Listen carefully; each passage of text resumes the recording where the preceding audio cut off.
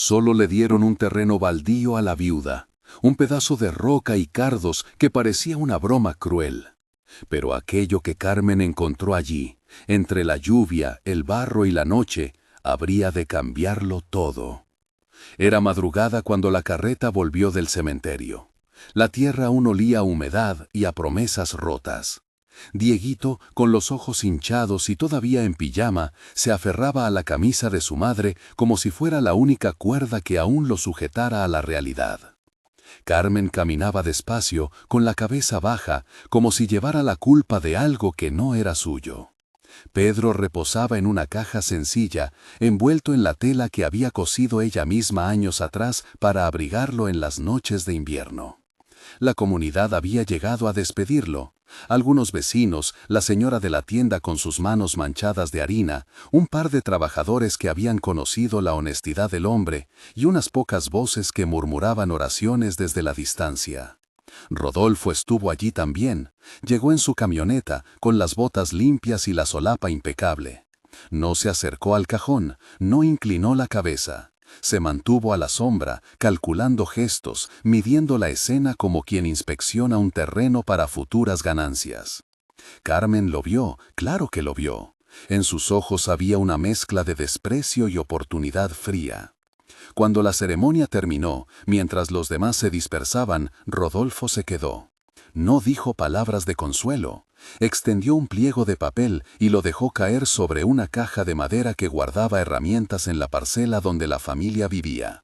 Una chabola de tablas y láminas que Pedro había levantado con sus propias manos. «Toma», dijo Rodolfo sin ningún velo, «es lo menos que puedo hacer, un pedazo de tierra. No te metas en cosas que no sabes, mujer. Aquí no queda para ti el privilegio de sufrir. Te doy esto y punto». El papel no era un documento notarial, era un papel con un sello mal puesto, la firma de un administrador y la rúbrica de alguien que no quiso ensuciar las manos.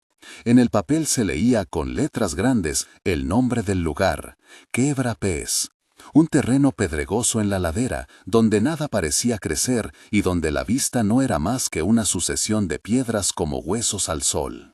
Rodolfo arrastró el papel hacia ella y al mismo tiempo arrastró la dignidad de Carmen hacia abajo con su indiferencia. No hubo aplausos para aquello que pretendía ser caridad. Hubo risas bajas entre los hombres, miradas que querían decir, ahí la tienes, a él al fin lo enterramos y a ti te mandamos lejos. Carmen recogió el papel con las manos que conocían costuras y caricias, con las manos que habían arrojado pan a la mesa en tiempos de escasez. Lo miró, lo guardó en el bolsillo de su blusa y no lanzó una sola palabra contra Rodolfo. No porque no quisiera, sino porque el llanto y la rabia necesitaban ordenarse primero. La venganza era un lujo que no podía costear con un hijo de 7 años a su cargo. Carmen y Dieguito se quedaron unos días en la casa de una hermana lejana hasta juntar unas pocas pertenencias.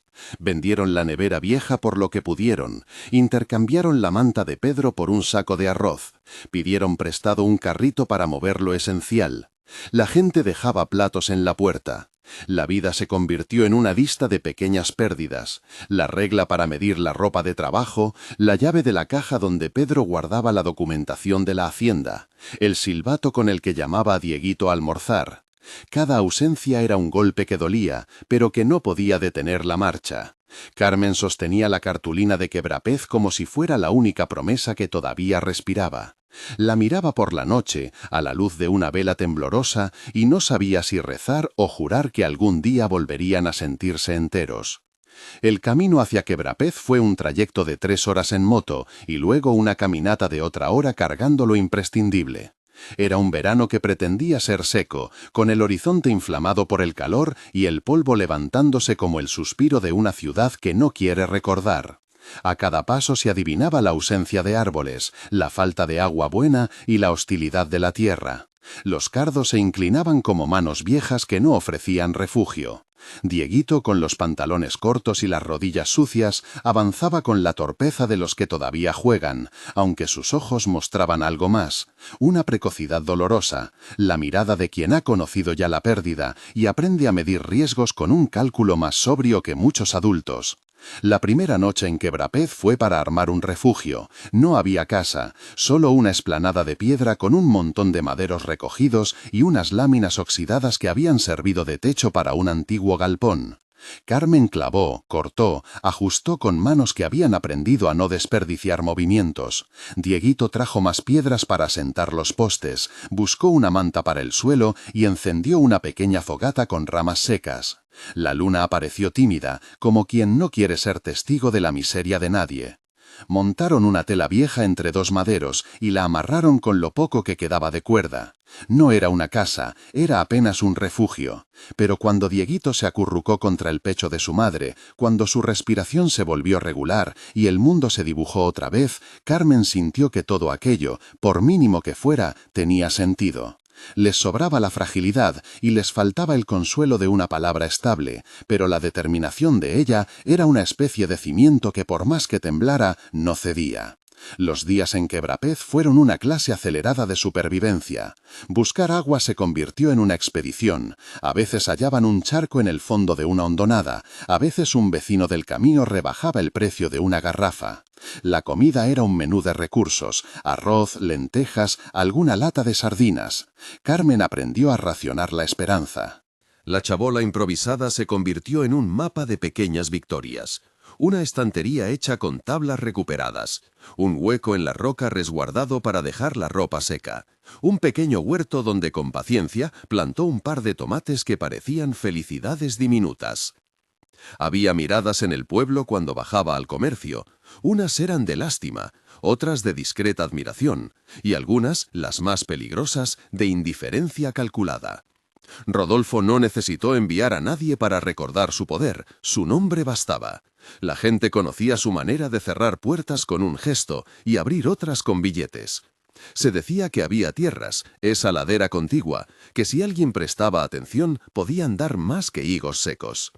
Se especulaba con un viejo túnel, con el posible paso de agua subterránea. Se comentaba con la gula de quien comparte un secreto que podría multiplicar su pan. Don Anselmo era parte de esas historias, un anciano que vivía más arriba. Dicen que había sido juez en su juventud, otros que era un viejo loco que hablaba con las piedras. Para Carmen, el nombre surgía en las noches de vigilia, como una promesa medio cierta. Amigos que pasaban le comentaban en voz baja que Anselmo conocía los recovecos de la montaña, que había visto cosas que la gente no quería ver. Que él regalaba consejos como quien echa pan a las manos de los pobres. Carmen lo escuchaba y pensaba, cualquier mano sería bienvenida si fuera sincera. No imaginaba entonces que esa figura sería, en pocos días, una de las pocas certezas en las que podía confiar. El pueblo respiraba con la normalidad de siempre, pero en los bordes algo había cambiado. Los trabajadores de la hacienda cruzaban miradas en la taberna, los clientes se repartían en risas calculadas y en silencios largos. Cuando Carmen pasaba, los mayores a veces le ofrecían una palabra, paciencia, tú puedes, fuerza. Eran palabras insuficientes, sí, pero las guardó como quien cosecha semillas para tiempos de invierno. Una tarde, tras semanas de trabajo y racionamiento, la lluvia comenzó a anunciarse con un olor especial, la humedad que viene antes del chaparrón, una mezcla de tierra caliente y cielo opresivo. Los animales se inquietaron, los perros se acercaron a la chabola y tiraron del hilo de la manta como pidiéndole una orden al mundo. Dieguito miró al cielo con un interés infantil que no toleraba dudas. «Mamá, ¿llegará la tormenta?» Ella sonrió para ocultar la fatiga, para no parecer débil, porque la debilidad atraía curiosidad no siempre amable. Contestó que sí, que quizás una lluvia grande, que podría ser buena para los tomates. En su voz una esperanza pequeña y práctica. La lluvia regaba y la lluvia calmaba. Los días anteriores habían sido de calor seco, el suelo crujía en cada paso. Carmen guardó los pocos enseres que aún podían mojarse y revisó la lona por si había que reforzar el techo. Dieguito mecía una lata vacía para divertirse. Su risa era la mejor música que Carmen conocía. En un momento, un estruendo cercano, como si algo pesado hubiera cedido en la montaña, hizo que Dieguito soltara un pequeño alarido. Carmen apretó más fuerte la mano de su hijo, como si la fuerza concentrada en ese apretón pudiera detener la caída de los muros del mundo. Al amanecer, cuando la lluvia disminuyó, la vista era otra. El suelo había cambiado de color, los charcos guardaban el cielo y las piedras brillaban como si conservaran luz propia. Carmen, ensimismada, salió a ver los daños. La lona estaba rasgada en un lado, las provisiones estaban empapadas y los tomates, que eran su pequeño tesoro, estaban aplastados. La sensación fue la de una pérdida que se añade a la lista. Sin embargo, hubo algo en el borde del barranco que la llamó, un brillo que no era el del cielo. Cerca de un peñasco, entre la arcilla removida por la lluvia, algo destellada con una persistencia que no tenía que ver con la simple humedad. Carmen se acercó con la incertidumbre de quien se tropieza con un objeto que no espera encontrar. Al principio creyó que eran simples piedras mojadas. Luego, con un gesto de incredulidad, notó que el brillo tenía facetas, reflejos cortantes y una densidad que la mano reconoció como extraña. No se trataba de basura, era algo con un brillo afilado, casi como una lágrima de luz petrificada. Carmen pensó en cualquier cosa, una pieza de vidrio, un cristal de ventana, algo que los niños usan para jugar. Tomó la primera piedra con la yema de sus dedos y la limpió con su mano.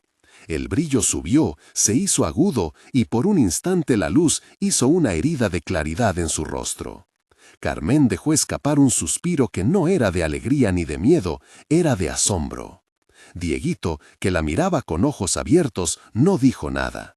Se acercó, tocó la piedra y la apartó con cuidado como quien mira la boca de un animal que no sabe si es peligroso. «¿Qué es, mamá?», preguntó en voz baja. Ella no supo responder. Lo único que pudo hacer fue recoger la piedra y frotarla contra su blusa. No era una pregunta de valor ni riqueza inmediata, era una presencia que prometía cambiar la textura de su día. Carmen guardó la piedra en un trapo, la apretó contra el pecho y por primera vez, desde que habían llegado a Quebrapés, permitió que una pequeña sonrisa, frágil y temblorosa, se asomara en su rostro. En el pueblo, la noticia no tardó en propagarse. Cuando bajó al primer contratiempo de la mañana para comprar gas en la bodega, un hombre la observó con ojos que ya no eran los mismos. No era envidia lo que se veía en sus rostros, era curiosidad, el tipo de curiosidad que encendía rumores. «¿Qué llevas en ese trapo, Carmencita?», preguntó la mujer de la tienda. Carmen, instintiva, negó con la cabeza. No era el momento de decirlo en voz alta. Había algo primitivo en guardar un descubrimiento. El mundo era más peligroso cuando algo valioso se hacía público. Esa tarde, cuando el cielo todavía discutía con los últimos restos de lluvia, un murmullo llegó desde más arriba de la loma. Alguien había visto a don Anselmo. Lo habían visto caminar con un bastón, con la mirada lenta, como quien comprueba cada punto de la tierra. No era casualidad. Las historias dicen que Anselmo conocía las laderas, que había ido y venido en otras épocas. Carmen sintió que algo se tensaba en el aire, como si la montaña, que hasta entonces había sido indiferente, comenzara a ofrecer señales. Mientras tanto, la pregunta sobre qué hacer con la piedra se hacía más pesada. Carmen recordaba la palabra de Rodolfo: «Te doy esto y punto». Era un regalo que olía a burla, y sin embargo, en su mano, aquella piedra hablaba de posibilidades. Venderla, guardarla, desaparecer con ella lejos de ojos ajenos. Las alternativas no eran inocentes. Cada opción era un riesgo, un cálculo entre necesidad y peligro. Esa noche, mientras ataba con cuidado la piedra en un trapo bajo la ropa, alguien golpeó la lona. No era un golpe fuerte, sino un golpeteo medido. Carmen abrió una esquina y vio a un joven con traje polvoriento. Era el chico de la tienda, que vino a decir que la señora mayor del pueblo tenía algo que decir. «El viejo Anselmo baja mañana, dice que quiere hablar con quien viva en Quebrapés». Fue una invitación que sonaba a aviso y a salvoconducto a la vez. Carmen, con la piedra oculta en su pecho, aceptó sin formular promesas. La noche cerró otra vez con su manto y la lluvia volvió a amenazar en lontananza. Pero algo en el cuerpo de Carmen había cambiado. La piedra, oculta y fría, le recordaba que la vida no siempre da lo que mereces, pero a veces te deja entre las manos algo inesperado. No era el final de la historia, apenas la interrupción de un camino que se bifurca. Afuera, la montaña respiraba. Dentro, el calor de la lámpara recortaba los contornos del rostro de madre que no se rendía. Cuando por fin cerró los ojos, con Dieguito ya dormido acurrucado a su lado, Carmen sintió que el mundo podía inclinarse hacia la justicia o hacia la avaricia. No sabía aún quiénes acudirían. No sabía si el brillo que había encontrado iba a atraer vecinos solidarios o rapiñadores dispuestos a todo. No pensó en grandezas, solo en una cosa básica, humana y casi íntima, que su hijo no tuviera frío mañana. La tierra que le habían dado era baldía, pero, en la oscuridad, algo en ese pedazo comenzó a resonar como una promesa que no se mide en dinero, sino en segundas oportunidades. La noche cerró con truenos que vinieron desde el sur. Un relámpago iluminó por un segundo la ladera, y al otro lado del relámpago una figura se perfiló entre las sombras, alta, inclinada, con un bastón que parecía usar para medir el aire. Don Anselmo estaba allí, no tan lejos, observando como si conocía ya los secretos que la lluvia había traído a la superficie. Carmen, desde dentro de su refugio, sintió que algo, quizá el destino, quizá la justicia, comenzaba a mover sus piezas. Y entonces, justo cuando la tormenta amenazaba con volver a despertar, un viento más fuerte rozó la lona y un sonido muy parecido a la palabra «cuidado» se perdió en la noche. Don Anselmo no llegó con prisa. Subió la ladera como quien entra en su propia casa, paso medido, mirada que mira de lejos y que en un segundo entiende lo que para otros es misterio. Carmen lo vio recortarse contra la loma cuando la primera luz de la mañana ya jugaba en las rocas. No iba solo a curiosear, traía consigo una bolsa de herramientas y una quietud que obligaba a hablar sin muchas palabras. «He venido a ver lo que la lluvia ha sacado», dijo al encontrarse con Carmen, como si aquello fuera suficiente explicación para dos personas que se conocen por las cicatrices del tiempo. No había prisa en sus manos cuando tomó la piedra envuelta. La limpió con cuidado, sujetándola entre los dedos con la delicadeza de quien sostiene algo frágil y al mismo tiempo sospecha que puede cambiar un destino. La luz que rebotó en el borde dejó a Carmen sin respiración. Don Anselmo cerró los ojos un segundo y cuando los abrió ya sabía. «Esto no es vidrio», murmuró. «Esto es lo que muchos llaman diamante, pero cuidado, no es solo brillo. Es trabajo, es avaricia, es problema si se maneja mal». Carmen escuchó su voz con la respiración contenida, no por ansia de riqueza, sino por el peso de la decisión que la piedra traía sobre sí misma.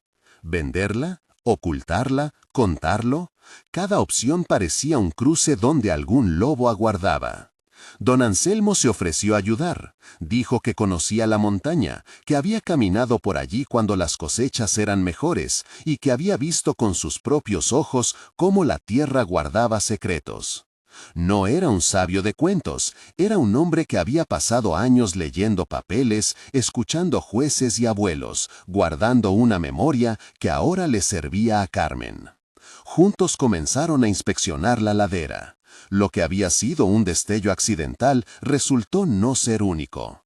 Don Anselmo señaló un surco donde la lluvia había barrido la fina capa de tierra. Allí, incrustadas en la arcilla, había pequeñas piezas más. Unas eran opacas, otras dejaban pasar la luz con una dureza imposible.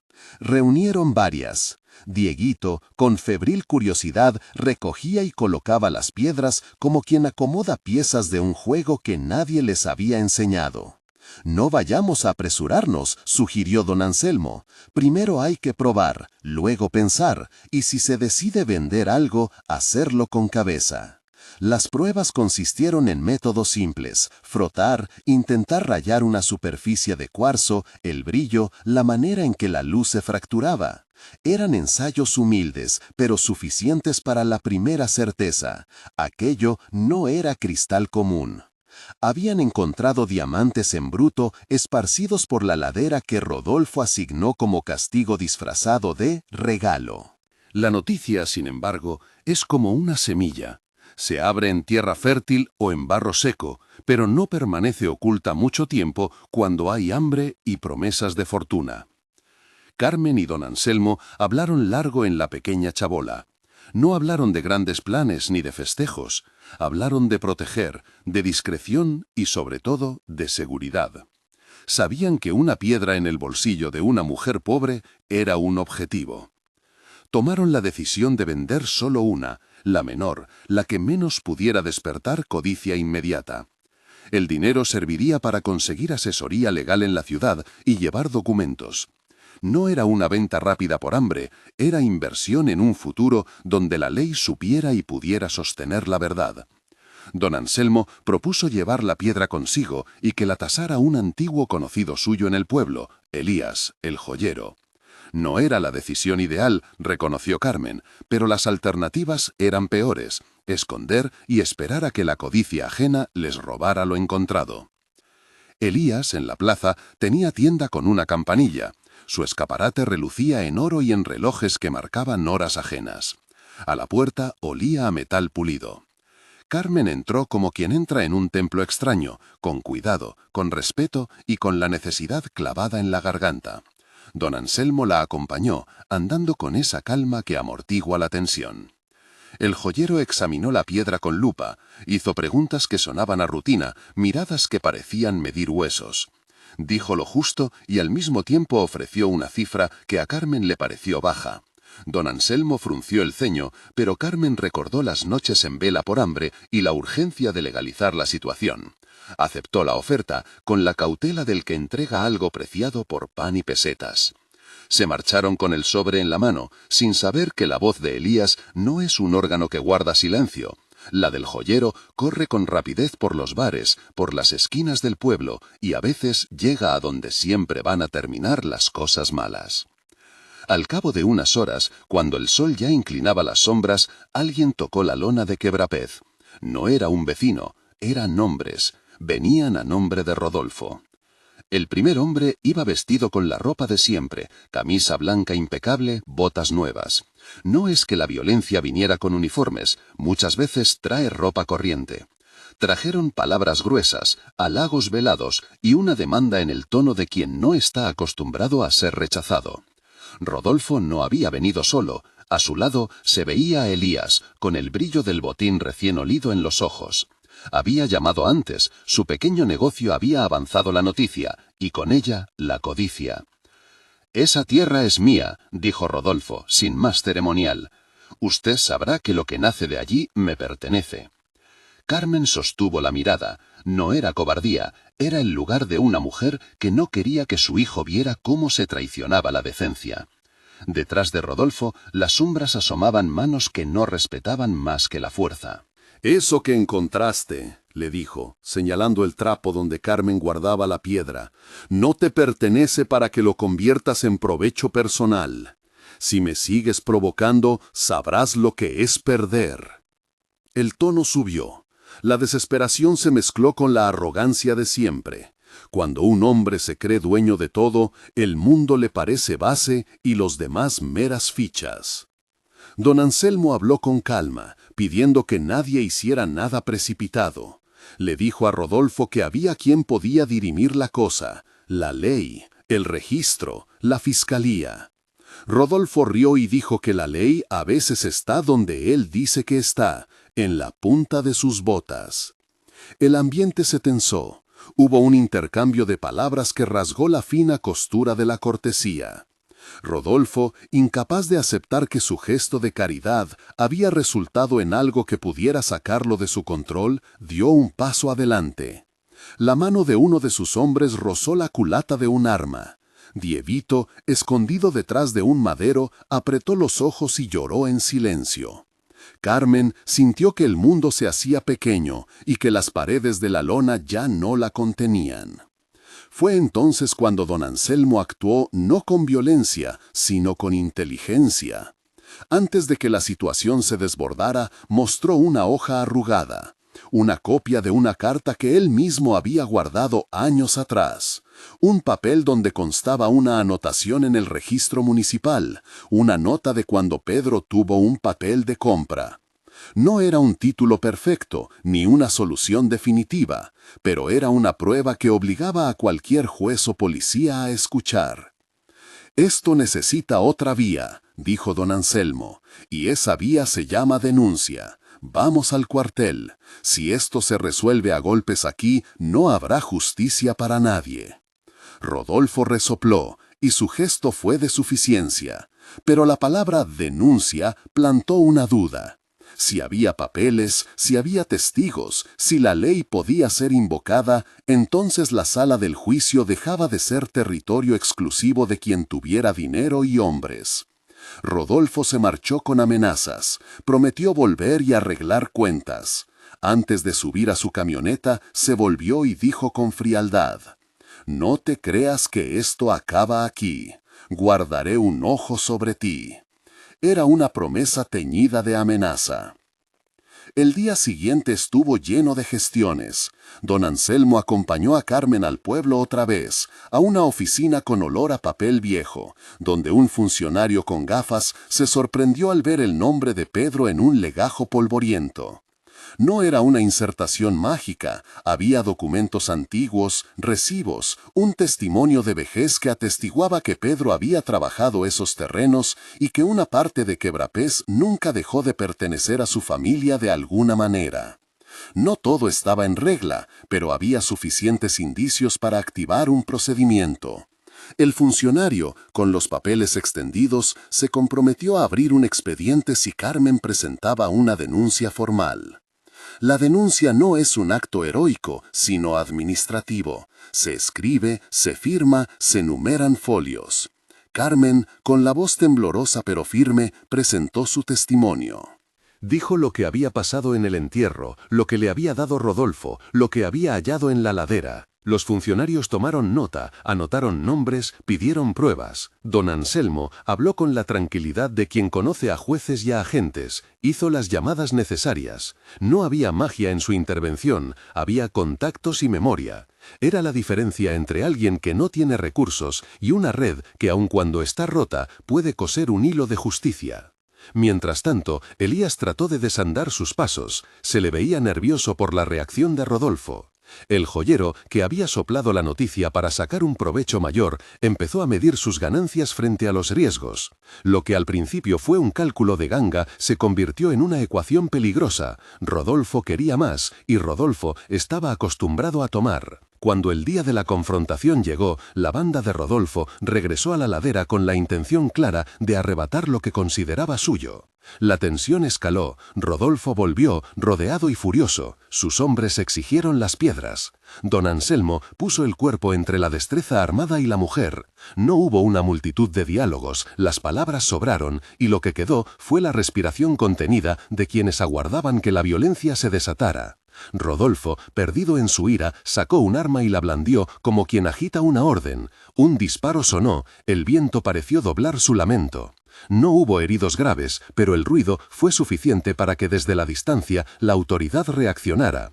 Alguien había llamado al cuartel cuando don Anselmo pasó por la ciudad a interponer la denuncia. La previsión de don Anselmo no fue señal de paranoia, fue prudencia. Aparecieron coches de policía con las luces azules y la sirena apagada como una presencia seria que no quería alarmar más de lo necesario. Los agentes descendieron y, tras escuchar los hechos y verificar papeles, procedieron con la detención de Rodolfo por intimidación y por tener en su poder objetos que podrían probar el delito. La escena fue desordenada, con llantos, protestas y órdenes que en algunos momentos parecieron voces de otro tiempo. Rodolfo intentó usar su dinero y su influencia, pero la prensa local, hambrienta de historia y de fotografías, ya tenía su propio narrador, el rumor de la injusticia. Aquello que Rodolfo pensó un regalo se había convertido en su caída. En la comisaría, la situación se organizó con burocracia y lentitud inevitable. Hubo toma de declaraciones, fotos, cotejo de documentos. El fiscal, una persona joven que no se asustaba de los nombres poderosos, decidió abrir diligencias. El registro municipal aportó la documentación que don Anselmo y Carmen habían logrado rescatar. No todo era definitivo, la ley no funciona por chasquido, pero había suficiente para sostener una acusación por tentativa de apropiación forzada y por amenazas. Lo fundamental para el futuro de Carmen era haber iniciado la vía correcta, la denuncia, el expediente, la fiscalía. No fue un triunfo de un solo golpe. Hubo noches en las que Carmen soñó con sombras. Días en los que la burocracia parecía un laberinto sin salida. Se necesitaron reuniones en la ciudad, pequeños pagos para la defensa técnica, firmas en papeles que la atestiguaban como parte interesada. Don Anselmo gestionó contactos para conseguir un abogado sensible a la causa, un joven letrado que escuchó la historia y, sin teatralidad, ofreció su tiempo y su experiencia con la honestidad de quien elige dónde sitiar su energía. La prueba que cerró la posibilidad de que Rodolfo recuperara las piedras no fue un solo papel, sino la suma de cosas. La evidencia física de que las piedras habían sido halladas en Quebrapez, los testimonios de vecinos que recordaban a Pedro trabajando allí, la presencia del legajo municipal que mostraba la compra antigua, y la denuncia con testigos que habían visto la intimidación. El juez dictó medidas cautelares, protección a Carmen, incautación preventiva de los bienes que Rodolfo pretendía usar como prueba de dominio para que no desaparecieran, y una citación a juicio donde se aclararían las tenencias y las responsabilidades. Rodolfo, que siempre había ganado por presión y por miedo, se encontró frente a un mecanismo que no se rompe con desplantes. No ocurrió una caída espectacular con tambores. La derrota de Rodolfo se fue tejiendo en oficinas, en sellos, en firmas que no admitían sobornos fáciles. El hombre que pretendía arrebatar la vida de otros con una mirada tuvo que verse medido por procedimientos que le devolvían su lugar, un ciudadano entre muchos, sujeto a la ley. La historia de las piedras, sin embargo, no acababa en la sala del juzgado. Carmen, con la serenidad que otorga quien ha aprendido que la fortuna requiere responsabilidad, tomó una decisión que sorprendió a algunos y que alegró a otros: no venderlo todo ni gastar en lujos. Junto con don Anselmo y con el abogado, decidió que lo que la tierra les había ofrecido debía servir para una restitución más amplia, crear una cooperativa que administrara la extracción de los diamantes con estándares mínimos de seguridad y con una parte de las ganancias destinadas a la comunidad. Fue una decisión que necesitó tiempo. Reunieron a los vecinos, hicieron asambleas en el salón de la parroquia, hablaron con ingenieros que ofrecieron asesoría técnica a bajo costo y, sobre todo, redactaron estatutos. En la asamblea, Carmen habló no desde la opulencia, sino desde la raíz de aquello que la sostenía, la necesidad de dignidad. Contó cómo, desde la chabola, había sentido la vergüenza de que le regalaran basura. Contó también la noche de la tormenta, la piedra que brilló y el miedo. Habló de Dieguito y de cómo no quería que su hijo creciera en un pueblo donde la riqueza se repartía entre unos pocos. «No vengo a quedar como señora de nada», dijo Carmen. «Vengo a proponer que esto cambie para todos, que quien trabajó esta tierra tenga pan y escuela». Que ningún niño tenga que pegarse al pecho de su madre por miedo a la noche. Hubo murmullos. Algunos vecinos recordaron cómo evitaban la mirada de Carmen por vergüenza de su desgracia. Otros, con las manos aún ásperas, vieron en la cooperativa una posibilidad de empleo. Los primeros pasos fueron lentos: registro de la asociación, acuerdos con una pequeña empresa de extracción responsable, acuerdos para una parte de las ganancias destinadas a obras, una escuela, un comedor y una pequeña clínica atendida por un profesional rotativo de la ciudad. No se trató de una mina a cielo abierto ni de un emporio lleno de lujo. Fue más bien un proyecto comedido, con reglas claras. Decidieron que la cooperativa pagaría salarios dignos, que parte de las utilidades irían a un fondo para salud y educación, y que una porción se reservaría para la reinversión y para pagar los procesos legales que quedaban actuando. Firmaron contratos con técnicos que analizaron la viabilidad ambiental. Carmen se mantuvo vigilante, no permitiría que la montaña volviera a ser devorada por la codicia que la había marcado décadas. El niño Dieguito creció con la extrañeza de verse en fotografías donde su madre abría un cuaderno y hacía cuentas. Fue una infancia llena de responsabilidades, sí, pero también de oportunidades nuevas. Una escuela con ventanas abiertas al viento. Una biblioteca con algunos libros prestados por la municipalidad. Una enfermera que venía 2 días a la semana desde la ciudad. Dieguito dejó de ser el chico que se escondía en la lona cuando los hombres llegaban.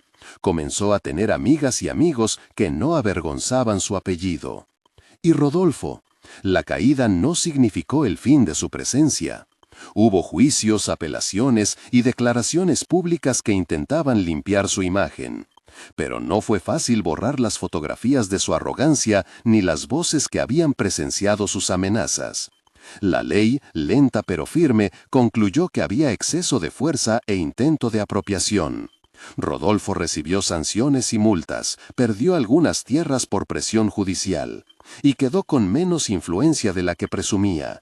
No hubo linchamiento público, hubo consecuencia legal, y con ellas una pérdida que le costó más que dinero, su reputación en el pueblo, que es una moneda que pesa. Elías, por su parte, pagó también su parte. Su traición, sus llamadas, fueron motivo de investigación. Se comprobó que había informado a Rodolfo que había sido cómplice en poner en riesgo a una mujer. Fue un proceso menor pero simbólico. La comunidad supo que quienes habían optado por la codicia iban a tener que responder. El joyero cerró por un tiempo la tienda y cuando la reabrió, la campanilla sonó diferente, con el timbre de alguien que habían visto caer y que ahora miraba a su alrededor con prudencia. En pocos meses, la vida en Quebrapés empezó a cambiar, no por la magia de la piedra, sino por la voluntad de transformar lo hallado en medios de dignidad. La escuela abrió con una pequeña placa donde se leía Centro Comunitario Pedro, en memoria del hombre que había trabajado la tierra con honradez. El comedor social servía 2 comidas diarias para niños y ancianos. Los obreros que trabajaban en la extracción eran del pueblo y se les pidió que siguieran medidas de seguridad. Se evitó la llegada de empresas que prometían riquezas sin escrúpulos. Carmen y la cooperativa negociaron con una empresa regional que ofreció apoyo técnico a cambio de participación. Fue un equilibrio difícil, pero posible. No fue un camino sin fricciones. Hubo debates sobre cuánto tomar para salarios, cuánto para obras, cuánto para reservas. Hubo quienes pensaban que Carmen se volvía demasiado cauta y otros que la acusaban de convertir la riqueza en un fondo que nunca verían en su totalidad. La discusión fue saludable, mostró que la comunidad se apropió del proceso. Carmen, que había aprendido a escuchar y a ceder, supo que la gobernanza no es un acto solitario, sino una responsabilidad compartida. Don Anselmo siguió siendo la memoria viva del lugar. A veces se sentaba en la puerta del centro comunitario y miraba a los niños jugar, con la misma calma con que había mirado la piedra por primera vez. No pedía protagonismo. Fue el sabio de la loma, el hombre que había puesto en marcha los engranajes humanos que la ley había comenzado a mover. Su figura no era de profeta, sino de vecino que cuidaba lo común. Un año después de la noche de la tormenta, la imagen de Quebrapés había cambiado. Los cardos seguían, porque la naturaleza guarda sus rasgos, pero había parterres con árboles jóvenes, la ladera se aprovechaba con precaución, y al caer la tarde, la risa de los niños llenaba el aire con un rumor nuevo. Carmen, al pasar por el centro, vio a Dieguito en la escuela, con el pelo despeinado y una mochila demasiado grande para su espalda. Se detuvo sin hacer ruido y observó. No era la moneda la que la hacía sonreír, era la visión de su hijo aprendiendo, la certeza de que la dignidad había vuelto a ocupar su lugar. En la inauguración oficial del comedor comunitario, Carmen dio un discurso corto. Había adoptado la sencillez como escudo, la honestidad como regla. Habló de la noche de lluvia, de la piedra, de la mano que tiembla cuando decide la responsabilidad. No hubo promesas grandilocuentes, hubo certezas. La justicia puede tardar, la ley puede ser lenta, pero existen caminos cuando se camina con otros. No vine a presumir lo que encontré, dijo ante el público. Vine a compartir lo que descubrimos para que nadie más tenga que sentirse humillado por recibir un regalo que en realidad es un empujón a la miseria. La riqueza que apareció en Quebrapés no nos hizo mejores, nos dio la oportunidad de elegir ser justos. Las palabras resonaron en la tarde. Algunos aplaudieron, otros secaron lágrimas.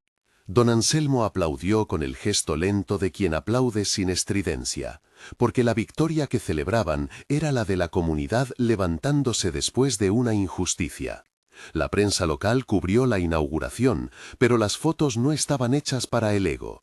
Mostraban manos servidas, platos humeantes y la sonrisa discreta de una mujer que había sido humillada y que ahora devolvía dignidad.